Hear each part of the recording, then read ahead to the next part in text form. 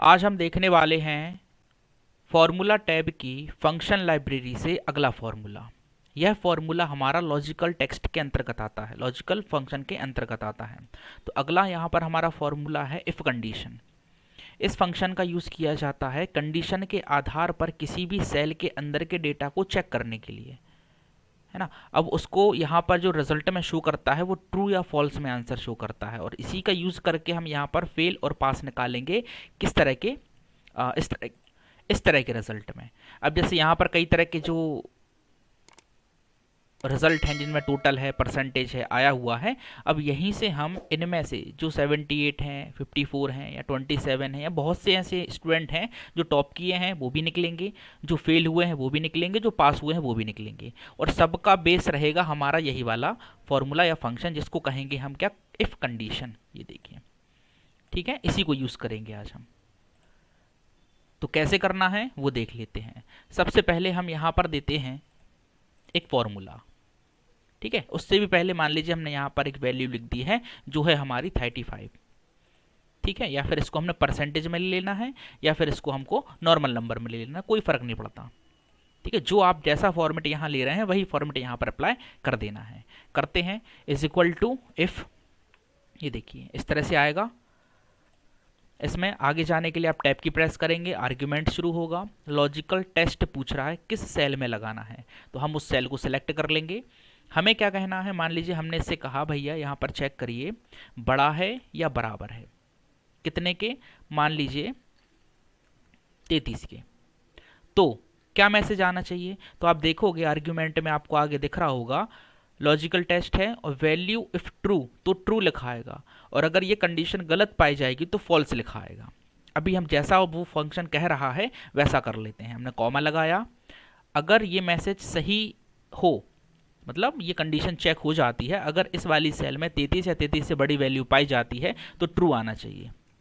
तो हमने यहाँ लिख दिया ट्रू, ये देखिए। अदरवाइज क्या आना चाहिए, फॉल्स लिखा हुआ आना चाहिए। ये देखिए ये फॉल्स हो गया, और ब्रैकेट को बंद करेंगे और एंटर करेंगे तो आंसर क्या मिल रहा है, ट्रू। क्यों, क्योंकि कंडीशन हमने क्या दी थी, 33 से बड़ा या बराबर होना चाहिए, है ना। हम बड़ा भी ले सकते थे, हम बराबर भी ले सकते थे, लेकिन हमने दोनों ले ली क्योंकि ये 33 को भी चेक करेगा।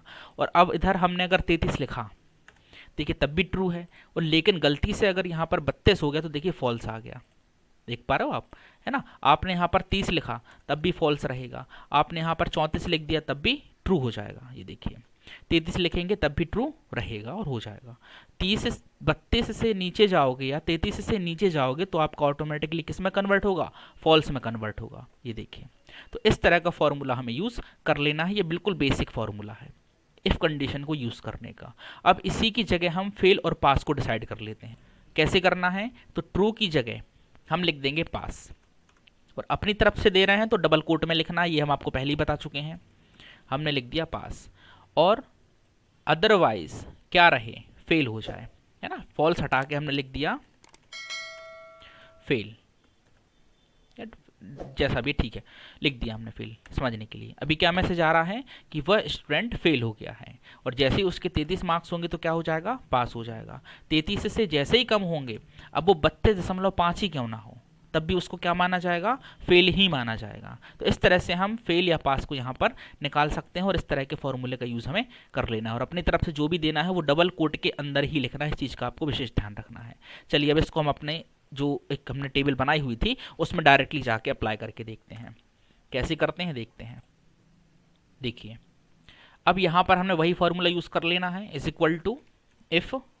आगे बढ़ेंगे, लॉजिकल टेस्ट लगा रहे हैं इस वाली सेल में, लेकिन इसमें देखिए परसेंटेज का साइन लगा हुआ है, तो आपको विशेष ध्यान रखना पड़ेगा परसेंटेज के साइन का, ठीक है। अगर G2 है ना, मतलब सेल एड्रेस बड़ा है या बराबर है कितने के, 33 के, परसेंट लगाना पड़ेगा, तो परसेंट लगाओगे आप शिफ्ट के साथ, है तो मतलब कॉमा, वैल्यू इफ ट्रू। देखिए दूसरा आर्ग्यूमेंट मांग रहा है तो हमने अपनी तरफ से देना है, तो क्या दे देंगे हम, पास, कॉमा लगाएंगे। और अदरवाइज 33 से बड़ा या बराबर मिलेगा तो पास देना है, और इसके अलावा कोई भी वैल्यू यहाँ पर मिल जाए तो उसको फेल कर देना है। तो हमने यहाँ पर लिख दिया है फेल, और डबल कोट को बंद करके, ब्रैकेट बंद करके एंटर मार दिया। ये देखिए बंदा क्या हो गया है, पास हो गया है। अब यहीं पर वही चीज़ करेंगे जो अभी तक करते आ रहे थे, उस ऑटो फिल बटन को पकड़ना है और नीचे साइड खींच देना है, फिर इस पर डबल क्लिक कर देना है। तो आप देखेंगे सभी हाईलाइटेड हो चुके हैं। पास है, ये बंदा फेल हुआ है क्योंकि 27% पाया है। ये वाला बंदा फेल होगा क्योंकि 32% पाया है। ये भी फेल होगा क्योंकि 19% पाया हुआ है ना। तो यहाँ पर कितने प्रकार से आपको ऐसे देख लेना है, ठीक है। अब इनको आप काउंट भी करा सकते हो कि पास कितने हुए हैं, फेल कितने हुए हैं, जो हम पीछे वाले फॉर्मूले में पढ़ चुके हैं। काउंट की हमने 5 वैरायटीज पढ़ी हुई थी, उनसे आप इनको अलग अलग बाहर निकाल सकते हो। कितने पास हुए हैं, कितने फेल हुए हैं, कितनों को सप्लीमेंट्री लगा हुआ है, ये सारा कुछ आपको यहीं पर पता चल जाएगा। क्लियर है इतना। और रही बात हाईलाइट कराने की, तो आप इस होम टैब में जाकर के स्टाइल्स लाइब्रेरी के अंतर्गत कंडीशनल फॉर्मेटिंग से इनको आप हाईलाइट भी करा सकते हैं।